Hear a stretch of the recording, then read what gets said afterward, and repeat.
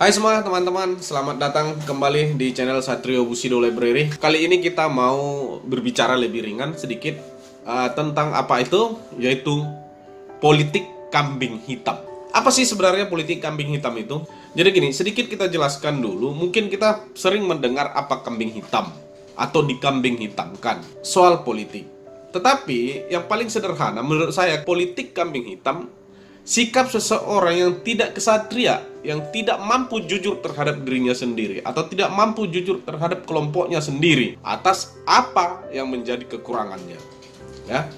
Berarti ini berkaitan dengan sikap jujur dan bertanggung jawab. Sikap tidak bertanggung jawab. Setiap kesalahan yang dia lakukan, dia selalu berupaya untuk menyeret orang lain. Dia akan berupaya untuk menarik orang lain untuk dituduh sebagai orang yang tanggung jawab, meskipun dia bukan pelaku. Nah, dalam politik kita belakangan ini itu menjadi hal yang sering kita dipertontonkan kepada kita. Ketidaksesuaian antara ucapan dengan tindakan, tidak kesesuaian antara statement dengan perilaku. Nah, ini kadang-kadang menjadi sesuatu yang sering dipertontonkan oleh elit, khususnya para politisi kepada kita.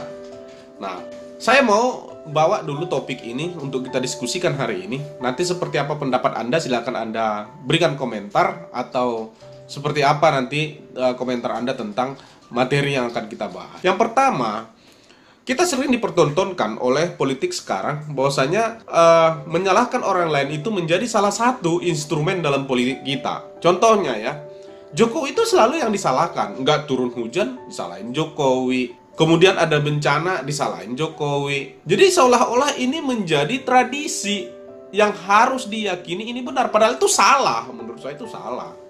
Karena apa? Karena menjadi hal yang selalu mengelak tanggung jawab menurut saya. Politik kambing hitam itu ya politik yang selalu mengelak tanggung jawab. Jadi dirinya dan kawanannya tidak mampu untuk mengakui dan bertanggung jawab kepada publik atas kesalahan-kesalahan, atas perilaku-perilaku yang dia lakukan, sehingga mencari orang lain menjadi sasaran untuk disalahkan. Nah, ini salah satu yang paling dekat misalkan ya, atau salah satu yang paling baru adalah soal penangkapan Andi Arief. Mungkin kita sudah tahu, sama-sama kita sudah tahu semua bahwasanya terjadi proses penangkapan, diduga menyalahgunakan narkoba, diberitakan itu sudah positif dari tes urin, positif mengkonsumsi, ya, katakanlah begitu ya. Nah, ini setelah ini heboh, ada beberapa kawanannya atau ada beberapa teman-temannya yang menyatakan bahwasanya ini salah Jokowi. Gitu. Justru menyalahkan Jokowi. Apa hubungannya Andi Arief yang ketangkap kok jadi Jokowi yang disalahin gitu? Apa hubungannya? Nah, ini kadang-kadang seolah-olah ini di framing, seolah-olah ini semua apapun yang terjadi di Republik ini ya Jokowi, apapun yang salah di Republik ini ya Jokowi penyebabnya. Ini nggak benar menurut saya. Bukan persoalan karena saya pendukung Jokowi, bukan. Tetapi perilaku elit ini perlu dikritik dan perlu untuk diprotes bahwasanya tingkah mereka itu udah menghina akal sehat menurut saya ya.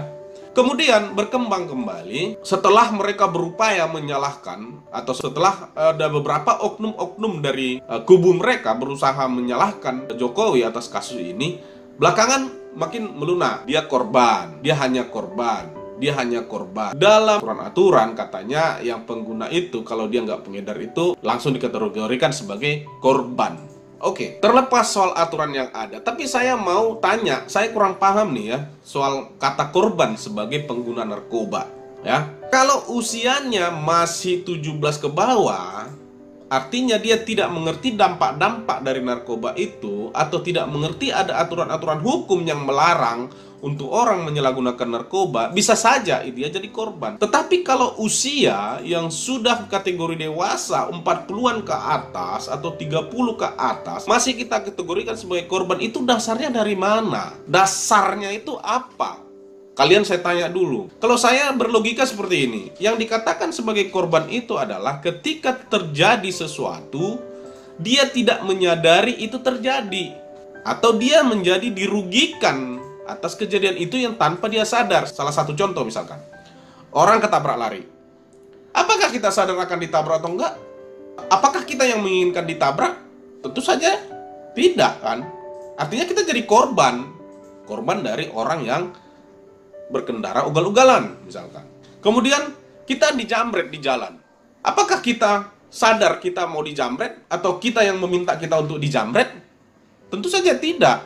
Artinya kita menjadi korban oleh seseorang yang ingin merampas hak orang lain. Kan itu. Tetapi kalau ada orang dewasa, sudah tahu aturan hukum, sudah tahu peraturan, sudah tahu larangan penyalahgunaan narkoba, dia menggunakan narkoba, itu masih dikategorikan korban?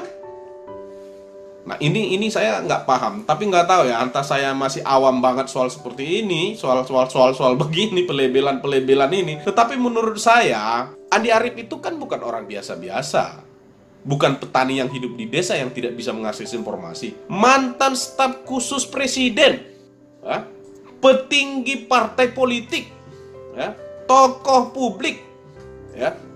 Apa mungkin tidak tahu aturan-aturan yang melarang orang menyalahgunakan narkoba? Atau apa mungkin seorang AA ini, Andi Arief ini, menggunakan narkoba karena ditodong orang atau dipaksa seseorang? Mungkin nggak? Saya nggak tahu. Kalau logika saya nggak masuk. Tapi nggak tahu lah ya. Entah kalian, saya mau minta pandangan atau pendapat kalian. Ini opini saya dan pendapat saya yang menjadi mengganggu dalam pikiran saya sekarang. Menjadi salah satu topik yang menurut saya itu perlu kita pertegas. Terlepaslah soal case-nya Andi Arief ini ya, terlepas soal itu.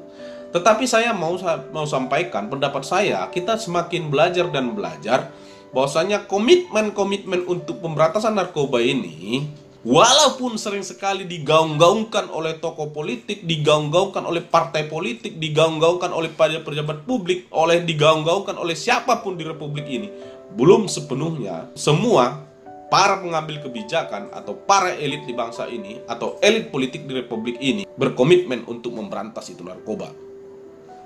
Jadi ya begini, coba bayangin apabila seseorang ya pedagang narkoba menjualnya ke elit negara, coba logikanya gimana? Ya nyaman-nyaman aja pedagangnya, ya nggak? Hah?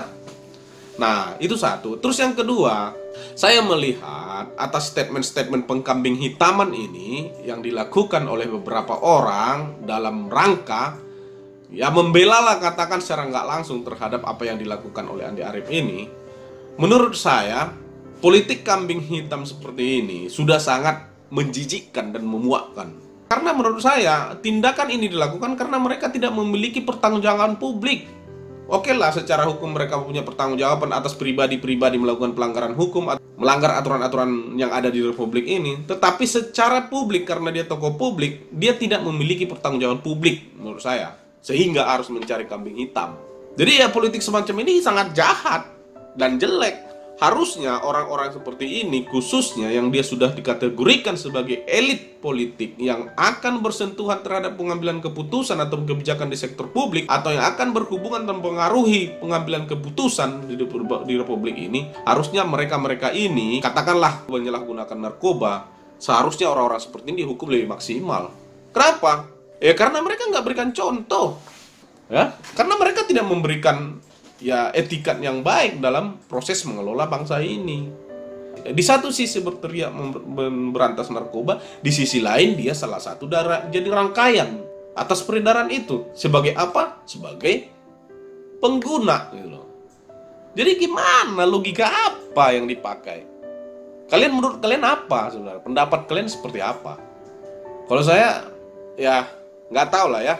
Karena ya seperti yang saya bilang dari awal, saya memang nggak spesialis soal narkoba ya kan, tapi ya menghina aja menurut saya secara akal sehat bahwasanya kalau mereka berbuat seolah-olah berlaku equality before the law, tapi kalau yang lain itu menurut saya itu menjadi menarik bagi kita agar selalu berkesimpulan dan menyarankan kepada siapapun anggota keluarga kita, baik itu masih seperti saya orang biasa-biasa aja dan siapapun itu orangnya, doronglah mereka untuk berteman dengan orang baik-baik. Karena orang baik pasti akan menegur temannya atau mengingatkan temannya ketika melakukan sesuatu yang tidak baik. Oleh karena itu, ya dukunglah orang baik untuk tetap menjadi baik. Ini bukan persoalan Jokowi, ini bukan persoalan Andi Arief, ini bukan persoalan yang lain-lain, tapi ini persoalan bangsa ini. Sudah terlalu banyak orang-orang seperti ini yang justru merusak tatanan dan merusak sistem nilai yang ada di masyarakat kita. Oke guys, itu dulu pendapat saya dan pengantar diskusi lah menurut saya. Kalau Anda berminat untuk melanjutkan dengan komentar Anda, silakan. Kalau Anda tidak berminat juga nggak apa-apa, nggak usah maki-maki, karena dosa Anda nanti akan bertambah. Oke, terima kasih dan sampai ketemu di video berikutnya.